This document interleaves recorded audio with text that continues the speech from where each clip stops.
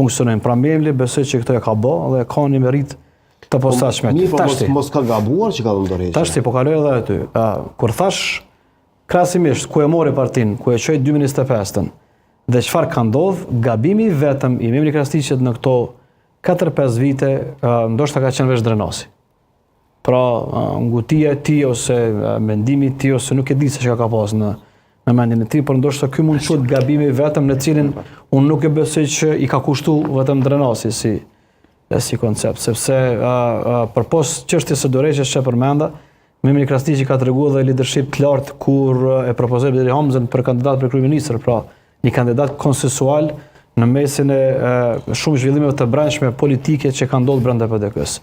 PDK-ja si entitet ose si subjekt është shumë vështirë më menaxhu kushtrin.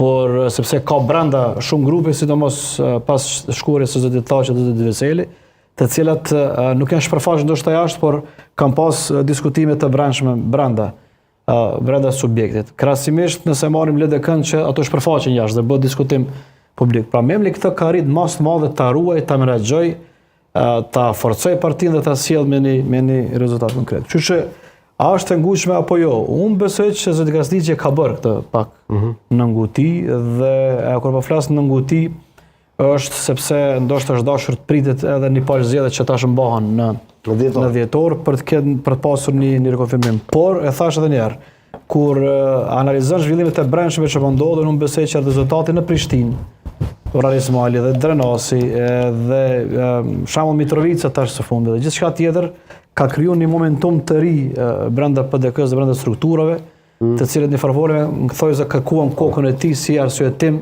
që më ndodh një zhvillim domethënë i brendshëm. Dhe po tash ka protagonistë që dojnë me marrë merita në këtë drejtim, siç është Ramiz Ladrovsi, i cili pretendon që përmes fitores në Drenas ta marrë epitetin e thojë një kryetarit partie, gjë që për mua është gabim, sepse PDK është për te Ramizit, për te Memlit, e për te shumë njerëzve që janë brenda aty. Por ndoshta për Ramizin, mbak më vonë gjatë diskutimit